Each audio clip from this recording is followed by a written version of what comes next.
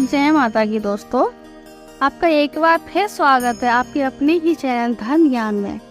दोस्तों, आज हम आपके सामने लेकर आए हैं एक सुंदर सा प्रसंग नारद पुराण से।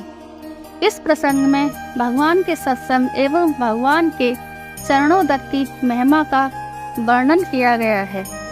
दोस्तों, आपने मेरे चैनल को अभी तक सब्सक्राइब नहीं किया हो तो प्लीज़ मेरे चैनल को सब्सक्राइब कर लें और बेल आइकन को दबा दें ताकि आने वाले वीडियो की नोटिफिकेशन आपके पास पहुंच सके। दोस्तों, शुरू करते हैं हम आज की कथा के प्रसंग को। प्राचीन काल में गुलिक नाम का एक व्याध था। वह बड़ा क्रूर था। वह पराये धन को हड़पने में सदा तत्पर रहता था। धन के लिए वह प्राणियों की, मनुष्यों की हत्या करने में भी उसके मन में हिचक नहीं होती थी। वह सदा इसी अवसर की प्रतीक्षा में रहता था कि पराई स्त्रियों का मैं अपहरण कर लूं, कपट पूर्वक धन हरण कर लूं, पशु प्राणियों की हत्या कर दूं आदि। धन के लिए ब्राह्मणों को मारने में भी वह कभी चूकता नहीं था। देव संपत्ति को हड़पने में भी उसे सुख का अनुभव होता था। किसी भी प्रकार के पाप कर्म को करने में उसे ग्लानि नहीं होती थी। इसी पापपूर्ण धन से वह अपने परिवार का पालन पोषण किया करता था। एक दिन की बात है, गुलिक व्याध धन की खोज में अपने आवास स्थान से बहुत दूर निकल गया।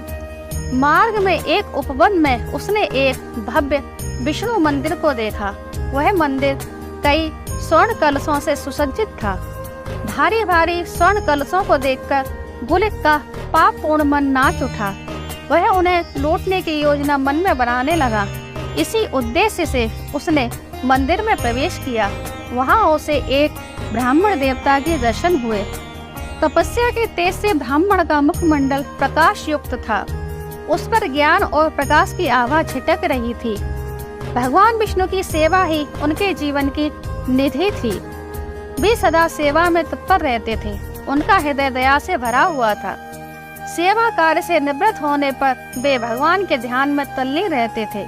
उनका नाम उत्तंक था। गुलिक ने चोरी के दृढ़ निश्चय से ही मंदिर में प्रवेश किया था। उसने सोचा कि ये उत्तंक ऋषि ही मेरे मार्ग के बाधक हैं, अतः उन्हें मारने के लिए उसने तत्काल ही अपनी तलवार निकाल ली और उन पर आक्रमण कर दिया। उसने उनकी जटा पकड़कर धरती पर पटक दिया। उनकी छाती पर पैर रखकर वह उन्हें मारना ही चाहता था कि मुनि की विनम्र निष्कपट वाणी उसके कान में पड़ी। मुनि ने कहा कि मनुष्य जब तक धन कमाता है तभी तक भाई बंधु उससे संबंध रखते हैं, परंतु यही लोक और परलोक में केवल धर्म और अधर्म ही सदा उसके साथ रहते हैं। वहाँ दूसरा कोई साथी नहीं होता। मुनि की विनम्र गूढ़ वाणी को सुनकर गुलिक ठिठक गया और उसके हाथ रुक गए। सत्संग की बहुत बड़ी महिमा होती है। भगवान की कृपा से ही संतों के दर्शन और उनका सत्संग प्राप्त होता है। दुष्ट जनों को सुधारने का सत्संग ही महारसायन है। दुष्ट सत्संग पाकर भी सुधर जाते हैं। जैसे पारस लोहे को भी स्वर्ण बना देता है और सत्संग दुष्टों को भी निर्मल कर देता है। मुनि उत्तंक ने निर्भयता पूर्वक गुलिक से कहा कि हे भैया, मैंने तुम्हारा क्या अपराध किया है? मैं तो सर्वदा निरपराध हूँ और भगवान विष्णु की शरण में हूँ। भगवान तो सबके हितकारी हैं और सदा ही अत्यंत प्रिय हैं। फिर क्यों न तुम सर्वभयहारी प्रभु की शरण में जाते हो? वे दीन वत्सल सदा के लिए तुम्हें अभय कर देंगे। भैया गुलिक, शक्तिशाली पुरुष तो अपराधियों को, पापियों को भी नहीं मारते, फिर तुम मुझे व्यर्थ क्यों मार रहे हो?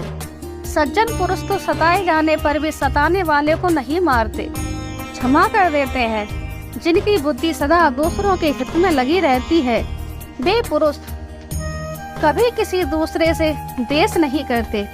ऐसे पुरुष भगवान को बहुत प्रिय होते हैं। हे व्याध, तुम दूसरों का धन लूटकर अपने परिवार का पालन पोषण करते हो, परंतु मृत्यु के समय तुम्हें माता पिता, तुम्हारे पुत्र पुत्रियां, तुम्हारी ममता की समस्त वस्तुएं यही इस पृथ्वी पर ही रह जाएंगी। तुम्हारे साथ केवल तुम्हारा पाप कर्म ही जाएगा। यह संपूर्ण चराचर जगत देव के अधीन है, अतः देव ही जन्म और मृत्यु को जानता है, दूसरा कोई नहीं। ममता से व्याकुल चित्त वाले मनुष्य महान दुख सहते हैं। वे बड़े बड़े पाप करके धन इकट्ठा करते हैं। उस धन को उसके भाई बंधु भोगते हैं, परंतु वह मनुष्य अपने पाप कर्मों के फलस्वरूप अकेला ही नरक की यंत्रणा को भोगता है। उस पाप कर्म में उसका कोई हिस्सेदार नहीं होता। अतः तुम यह पाप करना छोड़ दो। मुनि के ऐसे वचन सुनते ही गुलिक ने महेश उतंक को छोड़ दिया। सत्संग, भगवत विग्रह और संत दर्शन का उसकी बुद्धि पर प्रभाव पड़ा। उसका हृदय अपने कुकृत्यों का स्मरण करके जलने लगा। वह गुलिक महेश के चरणों में गिर पड़ा और अपने अपराधों के लिए क्षमा मांगने लगा। उसने कहा, हे विप्रवर, मैंने बड़े बड़े भयंकर पाप किए हैं, अब मेरा उद्धार कैसे होगा? मेरी अब क्या गति होगी? और मेरी इतनी आयु व्यर्थ चली गई, अब क्या होगा? आत्मग्लानि से पीड़ित गुलिक व्याध अपने आंतरिक संताप की अग्नि में झुलसने लगा और उसने उतंक मुनि के चरणों में ही अपने प्राण त्याग दिए। मुनि का हृदय करुणा से द्रवित हो गया और उन्होंने भगवान विष्णु के चरणोदक से व्याध का संपूर्ण शरीर सींच दिया।